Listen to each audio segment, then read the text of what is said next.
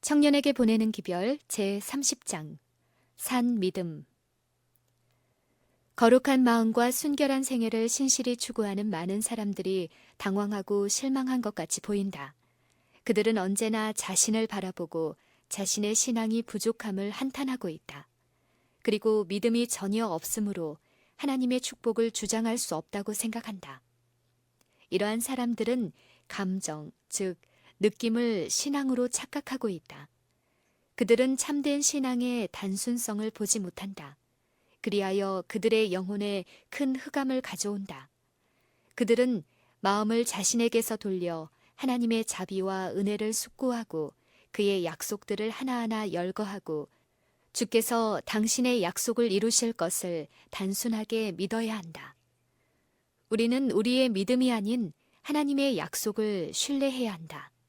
우리가 과거의 범죄를 회개하고 장래의 순종을 결심할 때 우리는 하나님께서 그리스도로 말미암아 우리를 받아주시고 우리의 죄를 용서하심을 믿어야 한다. 암흑과 실망이 때때로 영혼을 엄습하고 우리를 압도하려고 위협할 것이다. 그러나 우리는 우리의 담대함을 버리지 말아야 한다. 우리는 마음에 느껴지든지 느껴지지 않든지 예수께 시선을 고정시켜야 한다. 우리는 스스로 알고 있는 모든 의무를 신실히 이행한 다음 하나님의 약속을 믿고 평온한 가운데서 쉬어야 한다. 기분에 의존하지 말라. 때때로 우리의 무가치함에 대한 깊은 느낌에서 영혼이 공포에 떠는 일이 있다.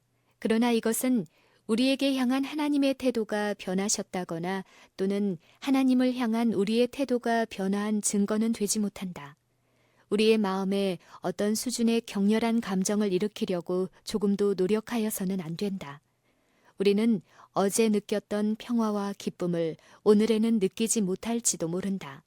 그러나 우리는 믿음으로 그리스도의 손을 붙잡고 어둠 가운데서도 빛 가운데서와 마찬가지로 그분을 전적으로 신뢰하여야 한다. 사단은 그대들에게 너는 너무나 큰 죄인이므로 그리스도께서 구원하지 못하리라고 속삭일는지 모른다. 그대들이 진실로 죄 많고 무가치함을 인정하면서 그대들은 속죄의 공로로 말미암아 나는 그리스도를 나의 구주로 주장한다. 나는 나의 공로를 의지하지 않고 나를 깨끗하게 하는 예수의 보혈을 의지한다. 이 순간에도 나는 나의 속절없는 영혼을 그리스도에게 의탁한다는 부르짖음으로 시험하는 자를 대적할 수 있다.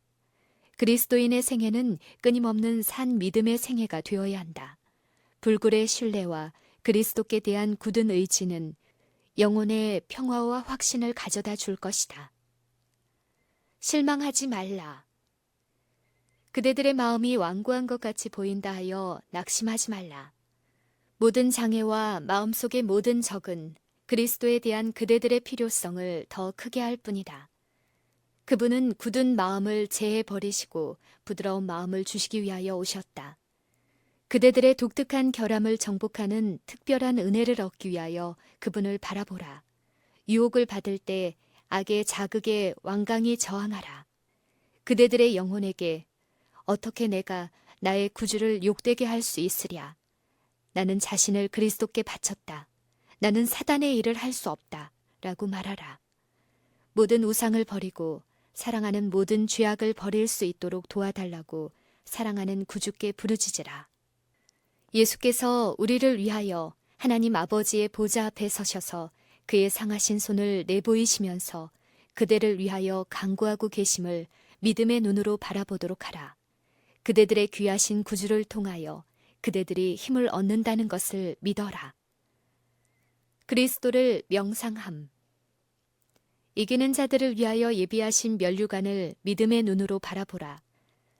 구속받은 자들의 다음과 같은 환희의 노래를 들어라.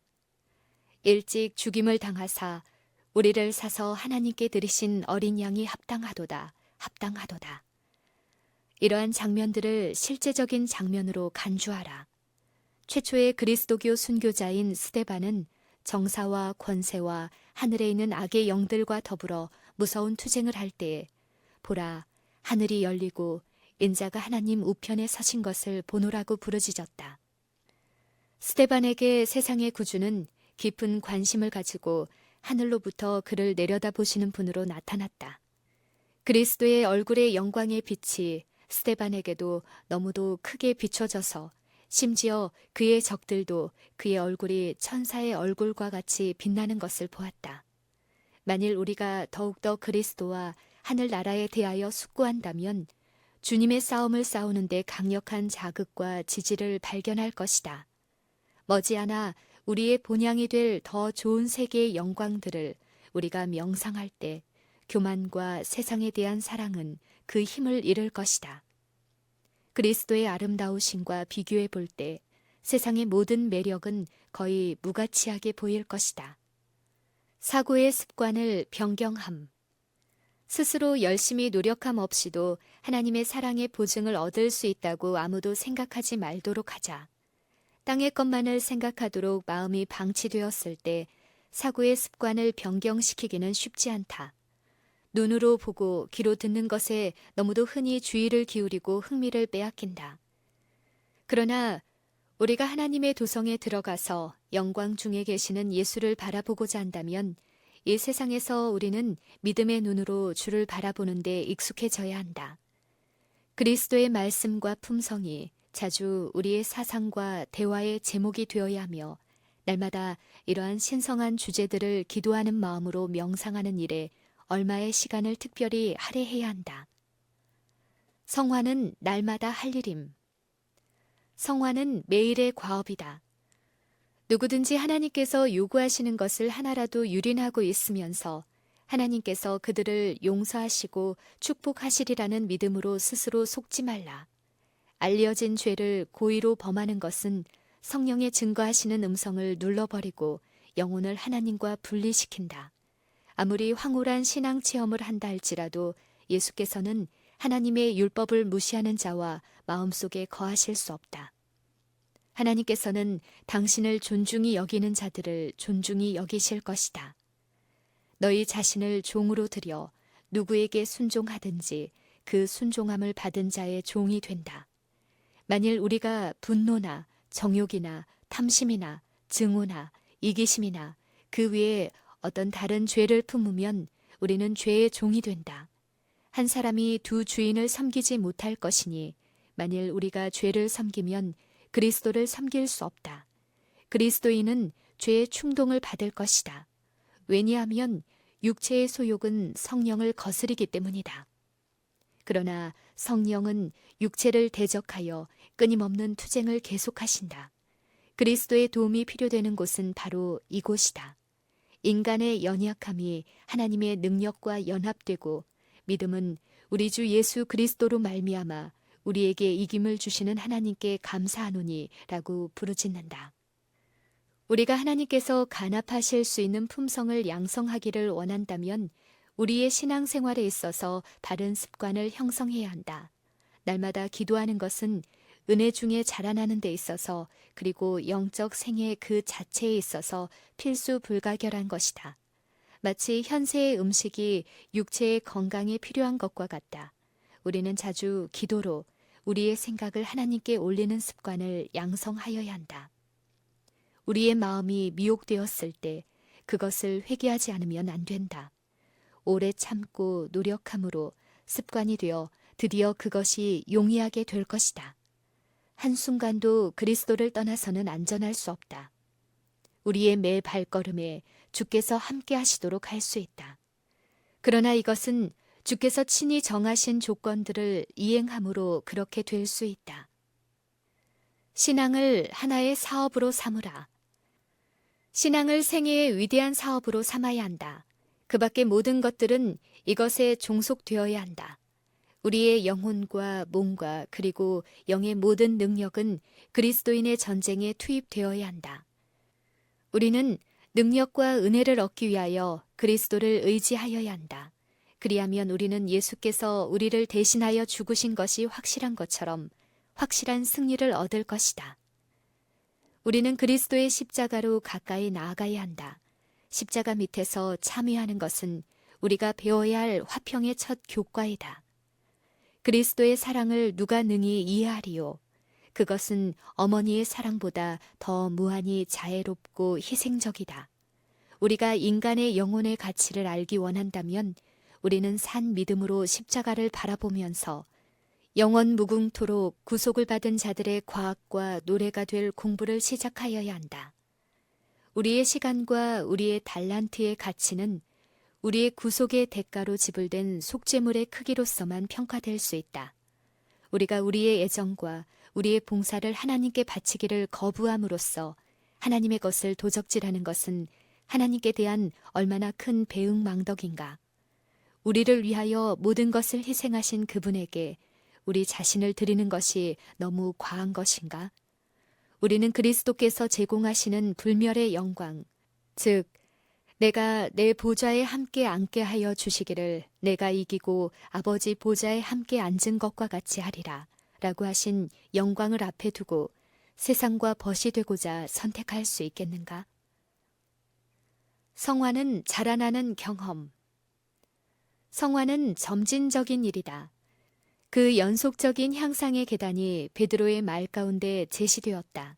이러므로 너희가 더욱 힘써 너희 믿음의 덕을, 덕의 지식을, 지식의 절제를, 절제의 인내를, 인내의 경건을, 경건의 형제 우애를, 형제 우애의 사랑을 공급하라. 이런 것이 너희에게 있어 흡족한즉 너희로 우리 주 예수 그리스도를 알기에 게으르지 않고 열매 없는 자가 되지 않게 하려니와. 그러므로 형제들아 더욱 힘써 너희 부르심과 택하심을 굳게 하라. 너희가 이것을 행한즉 언제든지 실족지 아니하리라. 이같이 하면 우리 주 곧 구주 예수 그리스도의 영원한 나라에 들어감을 넉넉히 너희에게 주시리라. 베드로후서 1장 10절과 11절.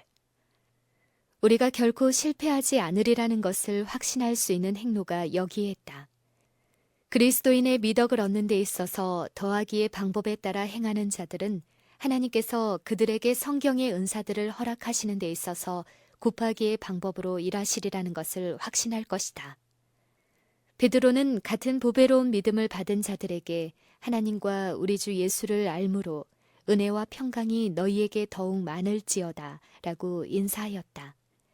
하나님의 은혜로 말미암아 하고자 하는 모든 사람들은 땅에서부터 하늘에 닿은 빛나는 계단을 올라가서 마침내 노래하며 영영한 희락을 띠고 문을 통과하여 하나님의 도성에 들어갈 수 있을 것이다.